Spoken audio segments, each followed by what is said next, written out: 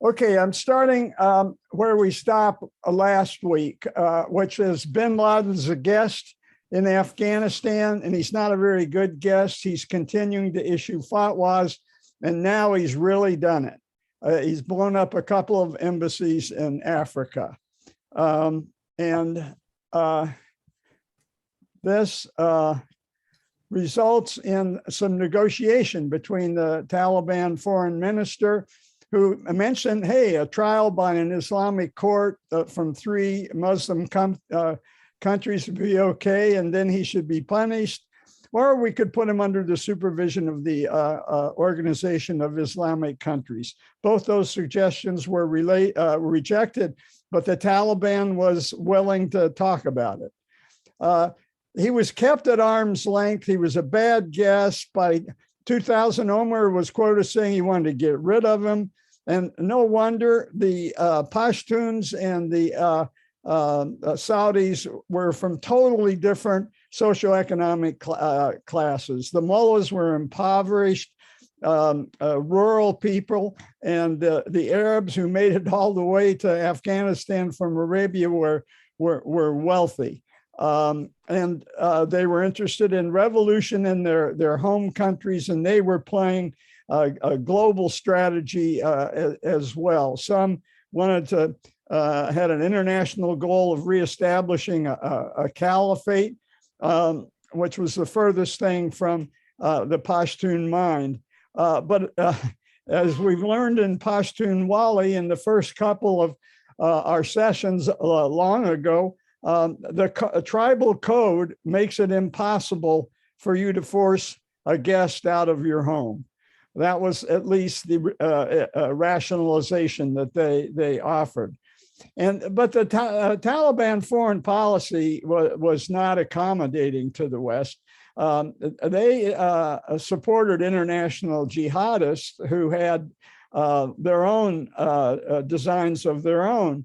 And the movement of Uzbekistan, those jihadists were allowed to set up on the northern border. A lot of Islamists had come to Afghanistan to fight the Soviets. So from Chechnya, from Tajikistan, Uzbekistan, as well as the Uyghurs. So, you know, the Uyghurs are paying the price for that now. And so the Taliban said, well, you came to help the Mujahideen, so we've got to reciprocate. And so they did play footsie with all internationally with other jihadist groups, and they formally recognized separatist Chechnya, which at that time was part of Russia. And what's more, the Taliban welcomed Pakistani jihadists who were fighting the Indian army, irregulars that were ambushing the Indian army in Kashmir. And all this was brokered by the Inner Service Intelligence Agency, ISI, from Pakistan, whose fingerprints are on a lot of skullduggery along the border. And they've been playing a double game and saying they support us, but really undermining and supporting the Taliban. So there were a couple of Americans in play at the time of 9/11. They had been preaching Christianity, and they were in jail. And there were negotiations to try to get these kids released. They were finally released after the American invasion of 9/11, and it was the Northern Alliance that released them. Remember, the Northern Alliance is an alliance between Hazaras and the Tajiks and the Uzbeks, nationalists, ethnic nationalists. I want you to go back. We were talking about this guy, Ahmad Massoud. He was the lion of the Pamir Valley, Tajik He had been very active against the Soviets, very charismatic. Many mujahideen from other ethnicities followed him because of his charisma. And you remember this guy, Dr. Abdullah. He is half Tajik, half Pashtun. So he's in a good position to mediate inter-ethnic rivalries within Afghanistan. And he's run for president numerous times, and you've seen him a lot, and you're going to see him a lot more. What happened to Massoud, and here's the punchline, on September 9th, 2 days before 9/11, some journalists showed up to do a special report on him. Little did he know that they were sent by bin Laden to assassinate him. And he posed for a picture in front of a camera that was actually a bomb. And the bomb exploded, and Massoud was assassinated 2 days before 9/11. So all of a sudden, the Northern Alliance doesn't have their leader, just as bin Laden figured. He did not want the Northern Alliance after 9/11 to come and take advantage of it. So even today, he is honored as a national hero. I don't know if the Taliban will continue that tradition. We'll see. But September 9th is a national holiday, or at least it was, in honor of this charismatic guy. That was protested on September 10th. And there were all the other people that during the 5 years that the Taliban had been in power, all the other people that they had assassinated. But then and just so you know, I'm going to do a fast forward on what happened to Abdullah. He picked up Massoud's mantle.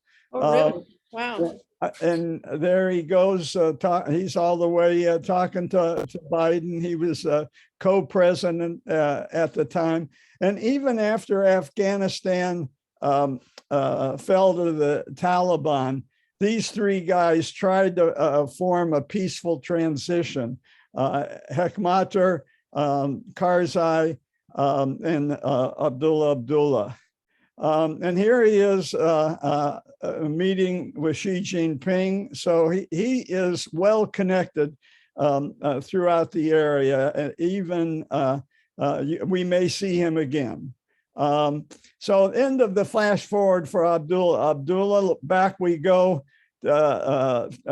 from September 10th to September 11th. And all of a sudden, the U.S. has to make a decision. We're obviously influenced by our other occupations. The first two were pretty successful. Korea, kind of a toss-up. Vietnam, a loss. Kuwait, a victory.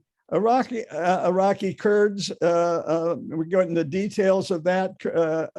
Kurdistan, as it stands now, is probably an American success story.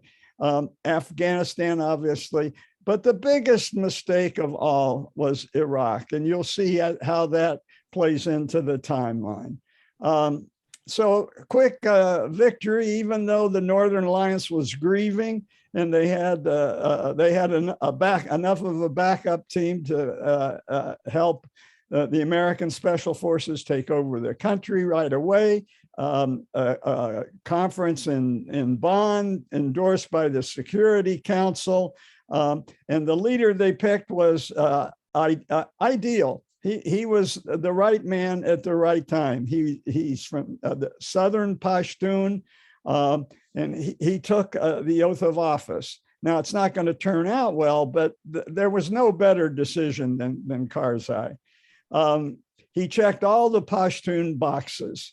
And things didn't turn out. I'm not going to go into the details, but here by 2014, it's pretty clear the Taliban is back. They didn't go away, and they're motivated enough to blow themselves up, which is a new feature. There's a book, the Afghanistan Papers. Aiko and I have both read it. If you want all the details, have at it. But I'll give you the summary. Here is the conclusion of the book. We were devoid of a fundamental understanding of Afghanistan. We didn't know what we were doing. Well, that may be how they felt on the ground, but that's wrong. We had a plan. It just didn't work. And I'm going to tell you who made the plan. It was a Pashtun. And who was, what were the lessons learned? The book, it does very well at repeating lessons learned. And there's quite a few of them, dozens of them. But the first lesson learned was that meeting in Bonn, the conference right after the successful invasion, it excluded the Taliban. Now, I've already shown you that there was some flexibility on the Taliban. They were separable from bin Laden and Al-Qaeda. We'd kind of made the same mistakes later when we go into Iraq and eliminate Ba'athis from being in the government. And what do the Sunni Ba'athis do is they lean and support ISIS.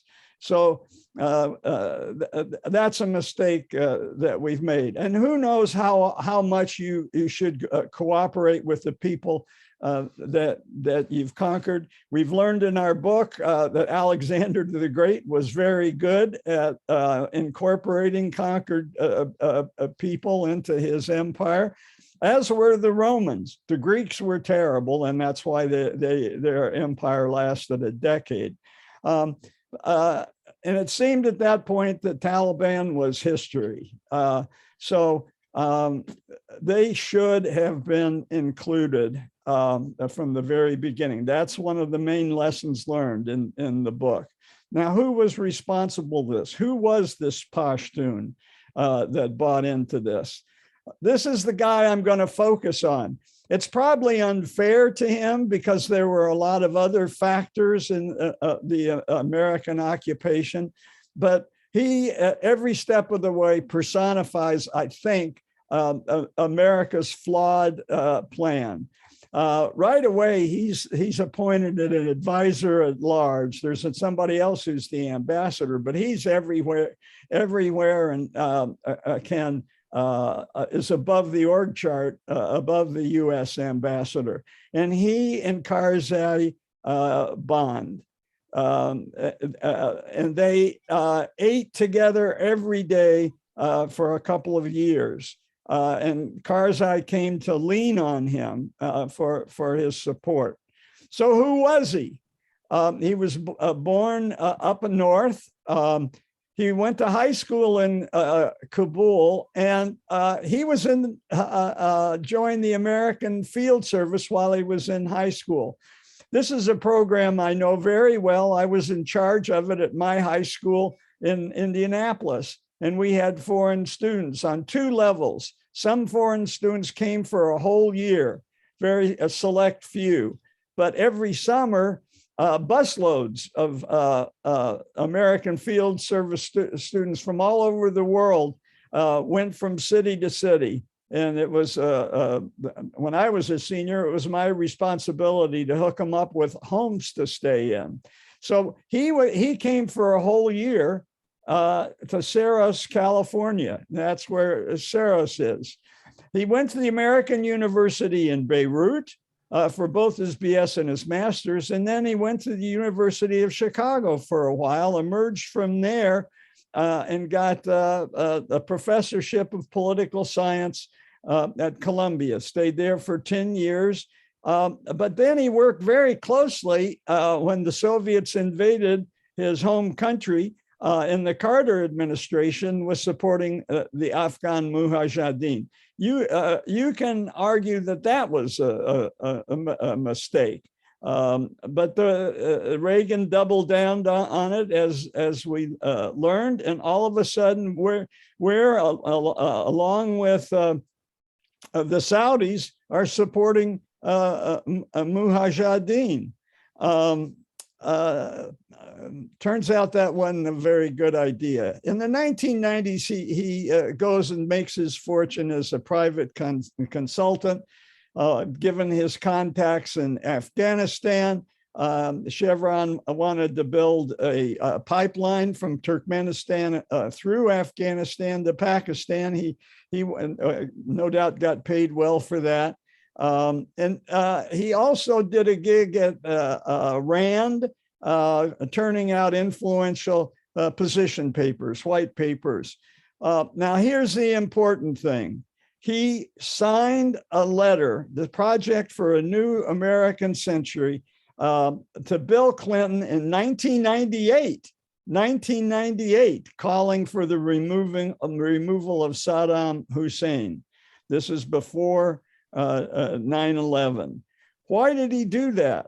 Let's go back to the University of Chicago. I've told you where other Pashtuns have studied abroad. Right? We've learned Wisconsin and Berkeley. Well, he went to the University of Chicago. So his actions, subsequent actions reflect that. He studied with Professor Wallstetter, and who gave him contacts in the government and also to Iran. And who's he? Well, he chairs dissertation committees. And Khalilzad got his PhD under the tutelage of him, as did Paul Wolfowitz. Anybody remember that name? And he is one of the influencers in the neoconservative movement. And they were the ones who advocated invading Iraq quite early on. And that is going to be numbered as a huge mistake, as we can all see now through in retrospective.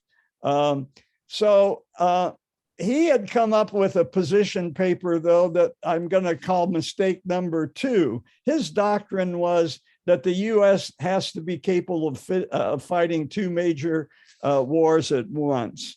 That didn't turn out well. So he had joined the Bush administration quite early, before 9/11, having earned his credentials for both Reagan and Carter.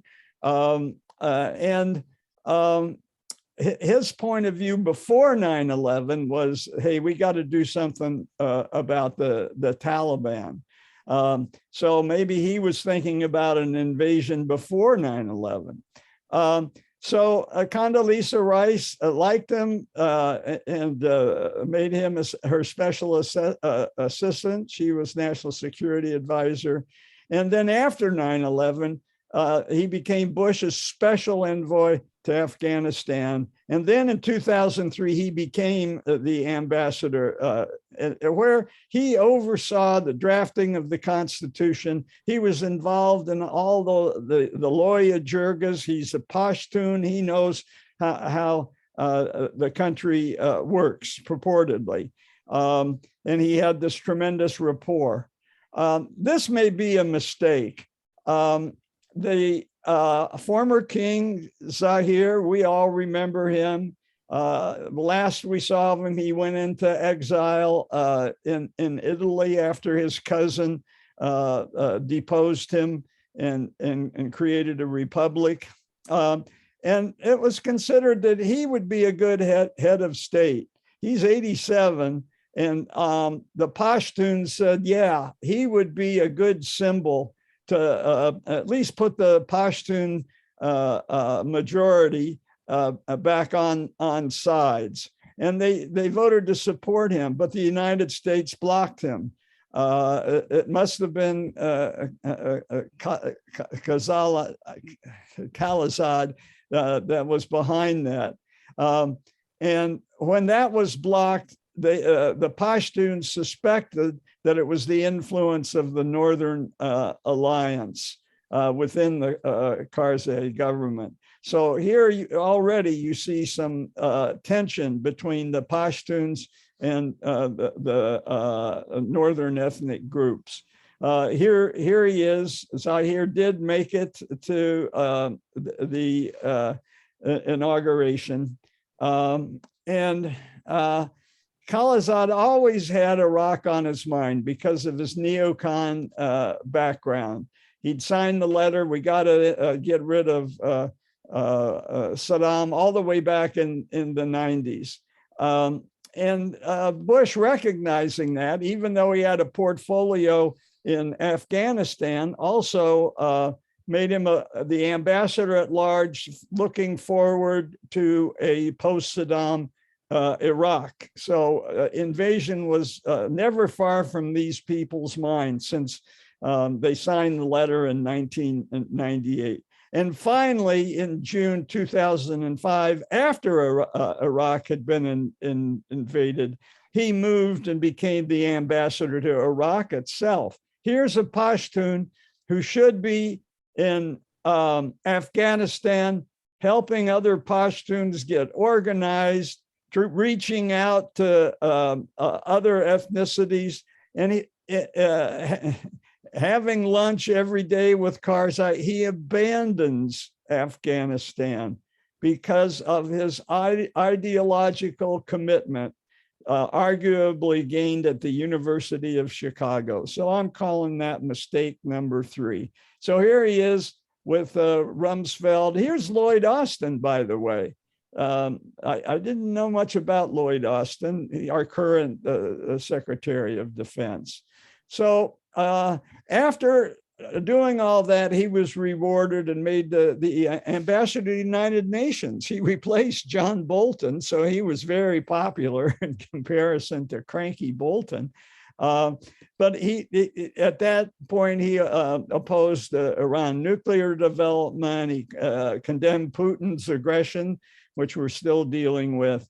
But then in 2009 to 2018, he again became a private consultant doing business in both Iraq and Afghanistan, where he had been ambassador in the energy, construction, education, infrastructure section, no doubt earning his fortune.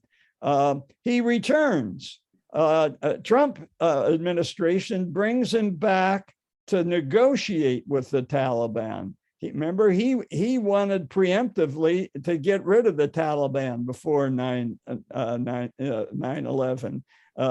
And so here he is shaking hands with the Taliban co-founder and signing a deal. What kind of deal was it? Well, he thought he could trust the Taliban, but even if the Taliban pursue a military victory, it will result in a long war because Afghan security forces will fight and other Afghans will fight and neighbors will come. That didn't turn out well. And some harbored the suspicion that America sub rosa wanted to use the Taliban to fight ISIS because ISIS had even been worse than Al-Qaeda and was taking over the territory. And so it kind of reflected that, hey, the Taliban can be trusted to fight other terrorists. And so if that's true, and we had the early inklings after 9/11, why didn't we bring the Taliban into the tent then and talk to them then? So Khalilzad clearly lost his touch. He had no idea what was going on in Afghanistan. And you can ask the question, was he too Americanized? Here he is with his wife on a book tour, his book, his biography. So now I think now we see that America has failed dismally. And we can move on to a more general summing up of the answer to the Pashtun question. And I look at my little schematics on the elements of civilization, how they stack up. And the first step in creating a civilization is to control local warlords. Because the human baseline, the default resort when things aren't going well is to find a strong man and resort to violence. So this is my little sketch. I'll go through it really quick. It helps me organize my thoughts. So at the bottom, you get the alpha male, he gets a clan going, that becomes a tribe. Well, we've learned in Afghanistan, you can't get past the clan level often.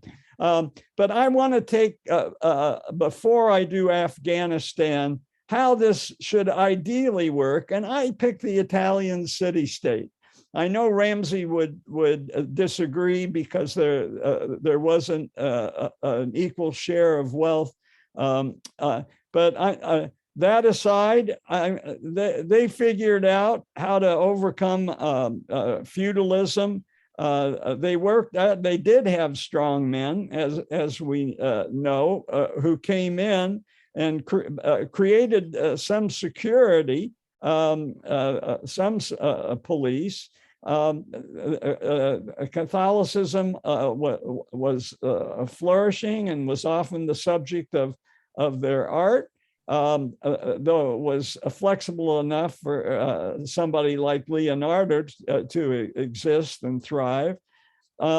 They had an ethical legal system. They were involved in widespread trade, and particularly banking with the Medici. And there was a modicum of consent.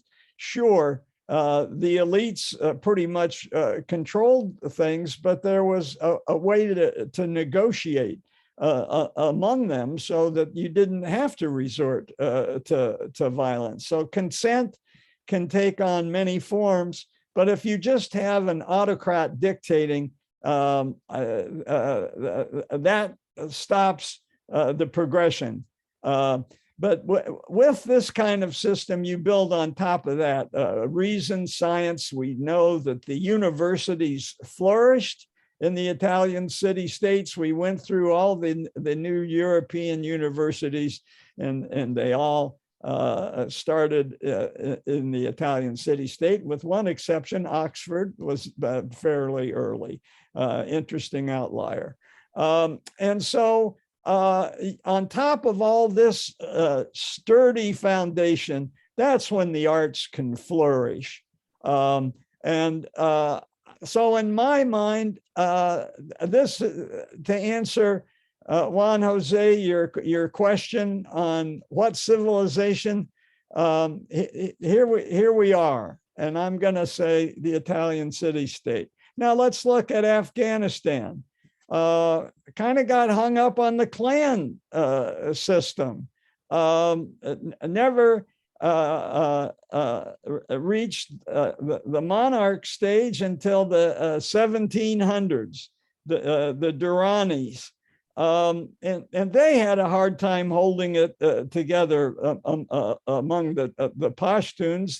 The sub-clans undermined the monarchs. So he had to reach out to the Tajiks, which is why they moved the capital from Kandahar to Kabul. The religion, of course, is Islam, but at that time it was Sufi, a very gentle kind of Islam.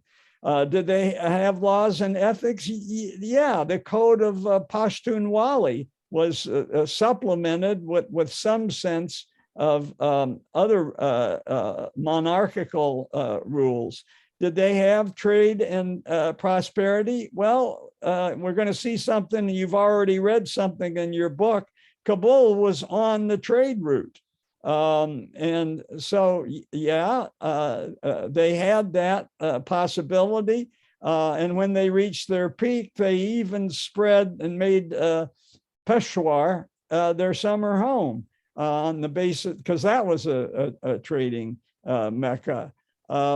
Was there consent in this arrangement? Maybe in the sense that there was tribal negotiation, but they never reached a universal acceptance among all ethnicities as a nation.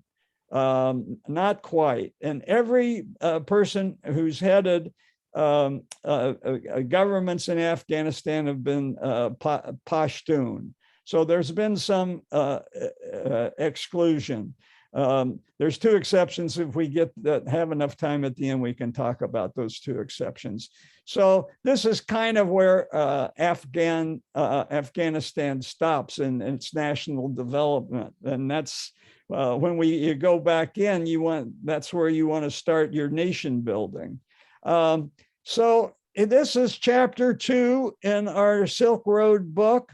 I'm just going to give you, you've already read it maybe, and if you haven't, you will read it and you'll be amazed when they talk about Kabul in the 4th century as Buddhism spread into this area and how beautiful Kabul was. I'll give you a second just to remember this.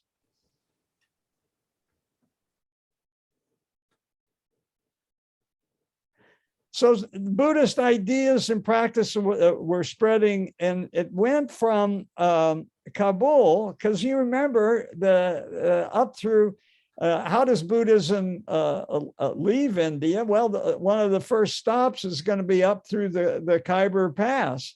And Kabul's not that far away, but from Kabul, it spreads to the China through the Pamir Mountains. And we have talked about the Pamir Mountains and the Pamir Valley where those rivers flow. And you remember Masood, the Tajik, was called the Lion of the Pamir. And so where are these? A map just clarifies things so much for me. Here's the Indus Valley, right? Here's the Ganges Valley. This is where Buddhism came from. And so you go up the Khyber Pass, and you're here, and now you say, well, it's going to go through the Pamir Mountains to China. And this is that strange tale that Afghanistan has, that valley that reaches all the way through China. So we're going to be learning about this stuff big time in the book. Already, we've learned about the tradesmen from Sogdiana. Now, this is going to be your eventual Uzbekistan and Tajikistan. We remember the Fergana Valley right off here. Who's from there?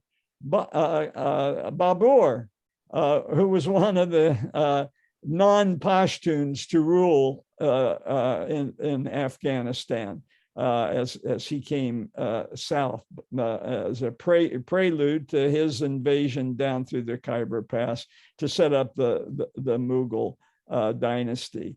And here's the Oxus River. I keep reading about the Oxus River. Where's that? Well, it's changed its name. If you remember that one dialect they speak in Afghanistan is Dari. Well, this is the Darya river, and this also has the syllable Dari in it. This other river, I can't remember what it is. So the gateway to China, taking Buddhism to China. But it was in Kabul first. It was in Kabul first. And here's that Pamir Valley, and it goes all the way to China. We remember that Russia and Britain were fighting over it for a while. The Russians had a good control of it, but part of their deal in 1906 was, hey, let's internationalize this, let's walk away. Neither of us need to control this, because the foot traffic on the Silk Road had dropped off. So the economic strategic value had dropped off. But that curious little protuberance of Afghanistan has played a bigger role than I anticipated in all this. So how does this relate to Afghanistan and the choices they make, and where we are today?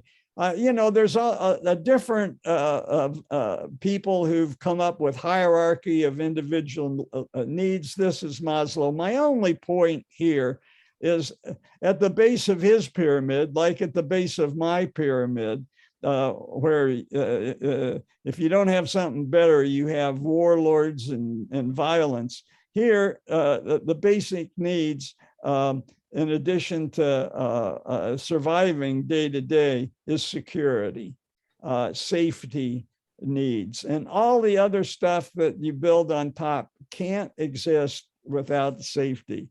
And that's why Pashtun tribal politics often stops here when there's a local warlord who can supply security. In here, self-actualization, I think we can all agree there was a lot of self-actualization in the Italian city-state as we enjoyed the art that they gave us. So now this is my coming back. You got a copy of this last week. Just my summation on how difficult it has been to establish a Pashtun nation. And we start with what I just said, the isolated mountain passes, the difficulty of getting a national police security, and often because of the geography redounds to the local warlord. So I add on this, all these religions that have come through, and our book talks about when Buddhism flourished and how wonderful Kabul was during that period. We saw when we did Babur, the gardens that he built in Kabul in the Sufi era. And then Zoroastrianism, we've learned a lot about that already in the first 3 chapters, but there's also this Pashtun myth that the Pashtuns are one of the lost tribes of Israel. So there's a connection to Judaism, tenuous though it is. The rules that they have are based, as we've said before, are basically the Pashtunwali code. So not much of these other possible forms of rules. The external influences, Alexander came through. He admired the Pashtuns as great fighters because he was dealing with the same geography that American troops were dealing with. The ambushes through mountain passes. The Kushans, who are in the first 3 chapters, and how these, the last Indo-Europeans from the steppes. From now on, everything that comes down from the steppes is Altaic, Turks and Mongols mainly.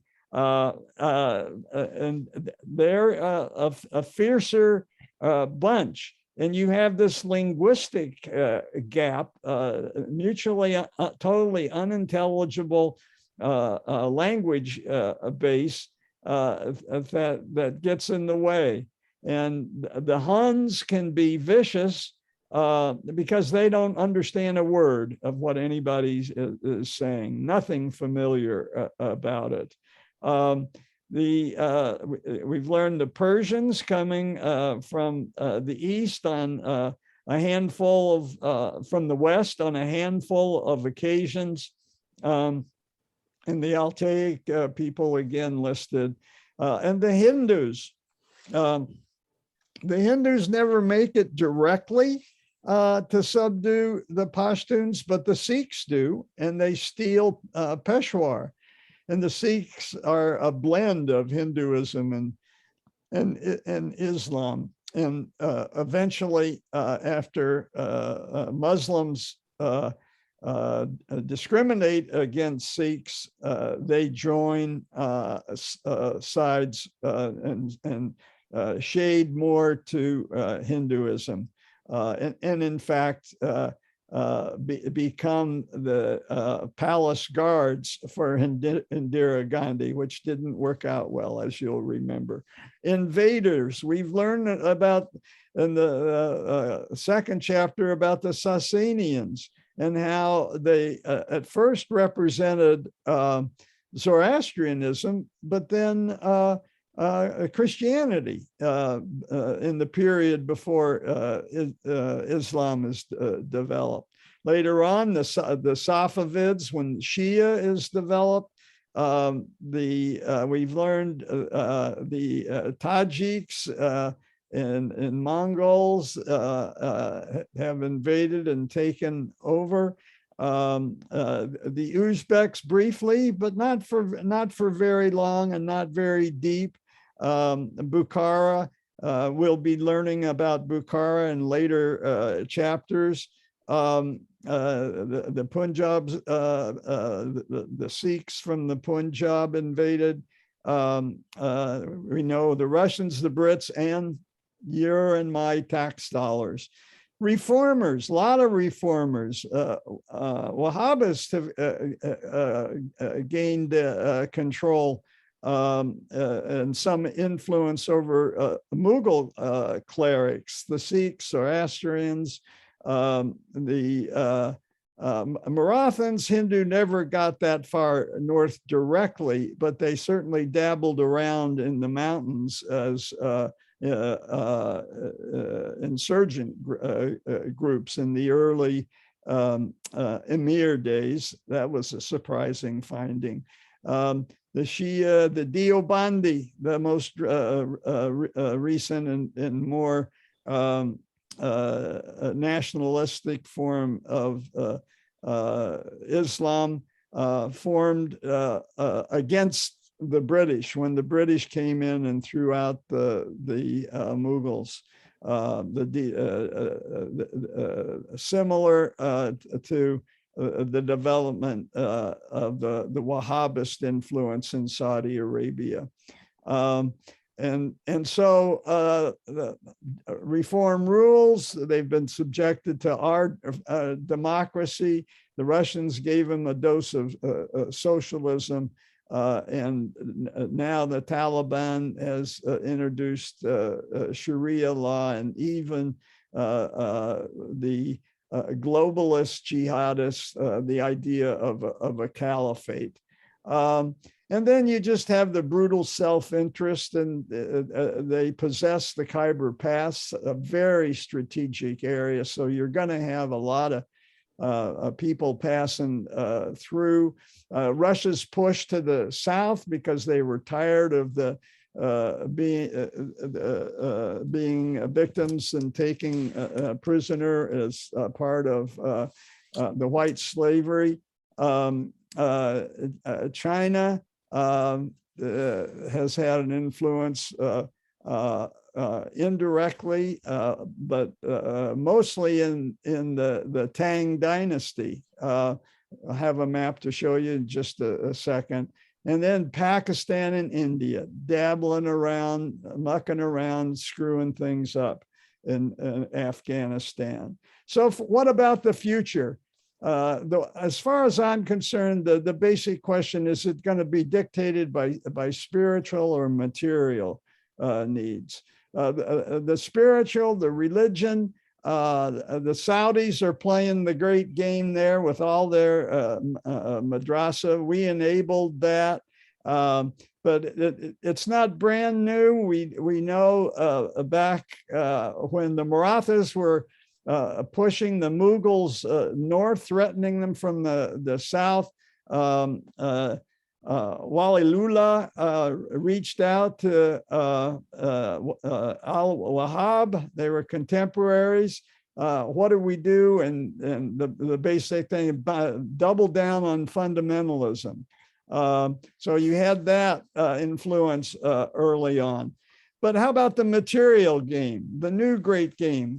For what? Well, Soviet geologists were onto something in the 1960s, which, by the way, is when they built that tunnel that connects Kabul to the north that Massoud blew up. So back then they had a sense that there was minerals for them, and maybe that was the motivation to build that tunnel, and maybe that was the motivation for them to occupy, but they never had a chance to develop. So over the last 20 years, as we've been providing police protection, India and China have been busy investing in mineral development. Finally, in 2010, the US supported a survey, and they think Afghanistan's sitting on $1 trillion worth of copper, iron, and lithium. And our Pentagon said Saudi Arabia, they could be like the Saudi Arabia of lithium, as Saudi Arabia is to oil. Afghanistan could be to lithium. Still remaining questions about the cost of extraction, and certainly political concerns now that the Taliban is in power and security. So as we've said many times, remember, and I can't say this too often, that Afghanistan is a pawn in the military game between Pakistan and India.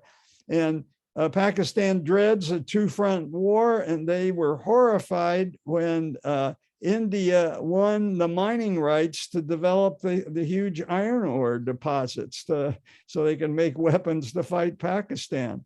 To Pakistan's relief, now that the Taliban's there, that deal is broken off.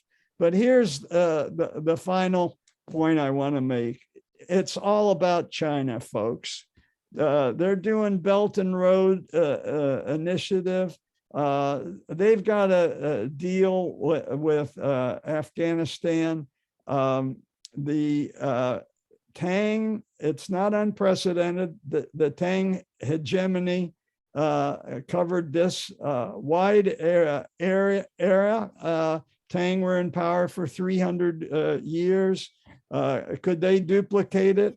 Well, China has been making a lot of deals as we've been sidelined, focused on providing security for China and India. Thank you very much. So they're working on developing oil in the northeastern provinces nearest them. And then this is the deal of all deals. They're going after copper that equals a third of all known copper reserves in China. They paid an awful lot of money. So it's the biggest foreign investment in Afghanistan ever. And there's even questions that they overpaid, because that $3 billion was $1 billion more than anybody else offered. So China's got a big vision.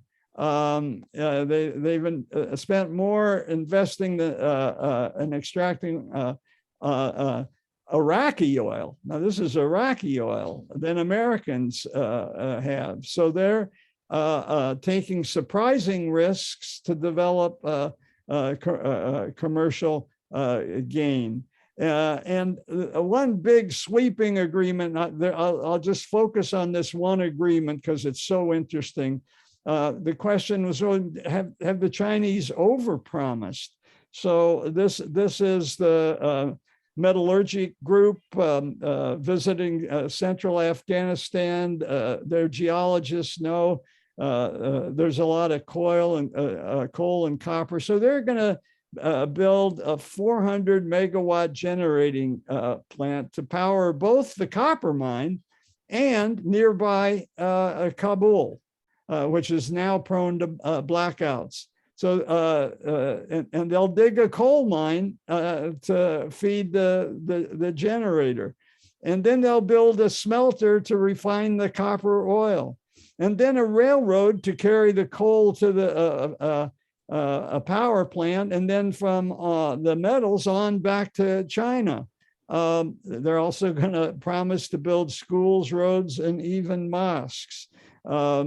Very daring. And I was curious where this railroad's going to go. Apparently, it's not going to go through the Pamir Valley. I don't know why. Maybe it's a concern for security.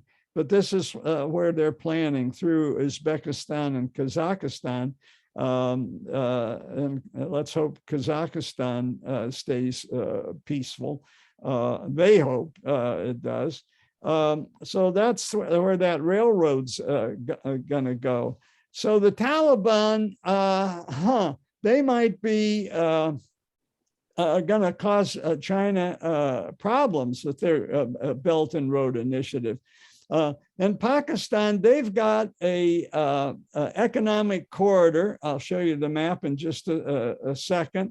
And China's invested tens of billions of dollars there. But there's growing attacks by the Pakistani Taliban targeting Chinese workers. So the blowback for Pakistan supporting radical Muslims, which they hope would focus all their activity in Afghanistan. No, they're focusing their activity now in Pakistan itself and targeting some of these arrangements, economic arrangements that Pakistan has made with China. So they're going to be facing a different kind of problem. So the Taliban taking over has plunged China's business plans into an era of uncertainty, and we'll see what happens. And so this is the New Silk Road that China has proposed, both on sea and land. And you'll see this goes all the way to Venice. So Italy is playing footsie with China, as they have since the days of Marco Polo. I just want to focus on the corridor between China and Pakistan, where they've spent tens of billions of dollars already. You just notice that it skirts through Pashtun controlled areas to the northwest side of Pakistan, making it subject to sabotage. So stay tuned. We'll see how this all turns out. China has, unlike Russia, has no experience sending their troops abroad. So they are trying to come to some sort of peaceful agreement, and they recognized the Afghanistan Taliban regime quicker than anybody. Everybody else is holding out for a negotiated settlement to make sure women get their rights, and that the investments of the last 20 years are for naught. But if China succeeds, that may actually help us with our heritage. Our 20 years that we bought in time for people in Afghanistan to get used to a national identity and education and women's rights. We gave them 20 years to get that into their heads and make that part of their identity. Add that 20 years to the 9 years, and you've got 29 years of European influence in that country. So let's see if it continues. Just remember, during those times, national TV networks have been built. Social media has been developed. And any suspicion that there was directed against America will now be focused on China. So they've got their work cut out for them. So if China can be successful, that would not be bad. If they can bind Afghanistan for the first time into all of Afghanistan, because the rural areas have as much mineral wealth as the urban areas, if they can tie that into a tight economic program that benefits the rural people, and make everyone around trade with them, so that trade keeps everybody on side and removes any incentive to create mischief in Afghanistan, then Afghanistan can maybe have a nation and the corresponding services that every citizen should get. So that's it. I will take questions.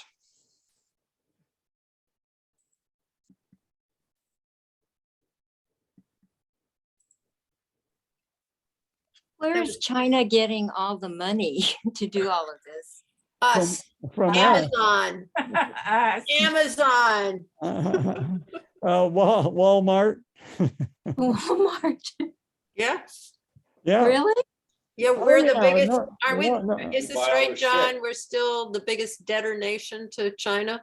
Yeah, sure. Yeah, no, it's been in world history. There's never been a country that has developed socioeconomically as fast as China, and they have really benefited from the relationship with us. And everybody sitting around here have benefited from cheap goods from China, and pretty high quality too. Mhm. Although when you were talking about all the coal plants and everything else, I thought, Right, poor old Greta is probably just going, ah! right, right. Yes. Our insect populations are hurting. Go start your beehive. All right. Yeah. Okay, well, I know. I had some questions, but I think I'm going to have to review this and then bring them to the Silk Roads session, because I can't recapture them right now, and I didn't take the time to write them down as I was going. So, Well, yeah. we're going to be here next week, and oh, so how's it working? I don't know what our program's going to be. It's playing it by ear. I think what we'll do is talk about what we took from the reading of the first 3 chapters, and what we took from listening to the discussion, and what Ramsey's going to say about the first 3 chapters, and then we'll see what's left over. The second week, we'll do more of the same, but there'll be more time for us to come back to the Pashtuns and clear that up if you still have questions about the Pashtuns. That's great. Yeah. I think China's that choice of going through Uzbekistan and not through the Pamir Valley is probably pretty smart that they're doing that, because there's still the Tajiks and all that, and they may still fight off the Pashtuns, and that would create a problem, and they can't have those kinds of problems. So because I was looking at the Silk Road and thinking, geez, why don't they go south? Well, that's the Everest and all of those mountain range. Well, why don't they go north? And seems that's the smartest choice, is going a little north. Yeah. And also we had a guy come to the lab for a couple of years from Kazakhstan, and he's he was an interesting insight for me. I knew nothing about Kazakhstan. I still know nothing about Kazakhstan, except that he said that it's really, really hurting from not having the infrastructure and the income from oil. So probably they're in a mood to make deals with the Chinese as well, and Sure. grateful and all that kind of stuff. So yeah. They're rich though in mineral resources. It's just that they need somebody to finance digging it up and getting it. You know, Yeah. they just are not prepared themselves to establish that kind of infrastructure. Right. Well, we'll see if China can pull this off, right? We have the advantage of diversity. So I don't know if it's an advantage, but we had a very capable Pashtun who had become Americanized, and it turned out he didn't make real good decisions. So I don't know how much of that, but is it an advantage or a disadvantage? But China doesn't have the multi foreigner living there, expats. They've got plenty of ethnic diversity, but the Han take up 90% of the population, right? Yeah. So they don't have to, with 90%, they don't have to really accommodate, as they're showing with the Uyghurs. But what they're doing with the Uyghurs may not play well over time in the other Turkic countries. On that Turkic belt we showed that goes straight to Istanbul. Yeah. Yeah. Wow. Why is it called Belt and Road? Why belt? It's a total misnomer. The road refers to the shipping, and the belt refers to the road. What? It's one of those linguistic things we can't possibly understand. It must have something to do with the calligraphy. Okay, so it's our translation of Chinese characters that comes up with Belt and Road. Yeah. And nobody in China is stopping laughing and saying, you silly people. Yeah, you can't read Chinese. Yeah. Yeah. There was this wonderful play we saw at Berkeley Rep with a Chinese and an American businessman in Hong Kong. And Okay. they had super titles, right? So when the Americans tried to speak Chinese, you saw what they thought they were saying, but what the Chinese were actually hearing is totally separate. It was hilarious. What was it called, Aiko? Oh, I can't remember now, but a Chinese person had written it. And actually the only place that he could play it was in Hong Kong, because they understand Chinese and English. You know, it didn't go all the way Right. into. David Huang. Well, yeah. Right. Cool. Yeah. That's really good. Huh. Well, you know, it's really interesting. I've gotten advice lately to pull money out of funds, investments that have an exposure to China, because there's too much uncertainty in some people's minds. And that was interesting, because that just came up at the end of last year. And I was like, oh, really? I mean, Because we don't want to invest in China, is that why? no, it wasn't. It didn't. No, it's a purely economic forecasting sort of decision, not to do with nationalism or patriotism or any of that, but just saying that the Chinese economy is shrinking somewhat, and so investments in that are exposed to China would be a little problematic, possibly in the next run of 10 years or 20 years, et cetera. They've got a huge debt problem, and they may be experiencing the early stages of a real estate bubble. Yeah. Yes. Yeah. And so, yeah, and I was making the analogy to a friend. It's kind of like astronomy. You look at the sky and you see these stars, and there's 625 million, years ago that light was emitted. Well, that's about how I feel about economics. Is like, well, whatever I'm reacting to, it's already way out of the barn. So, Good analogy, metaphor. yeah, Oh. yeah. Okay, folks. Well, I got clinic, and I know Irene, Yeah, you got UCSF, and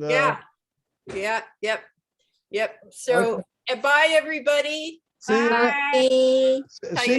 See you next week. And we, Tina and Shigeko, as soon as we get the audio, and we hope we'll get it tomorrow, we'll have it'll be on an MP3 file, and we'll email it to you.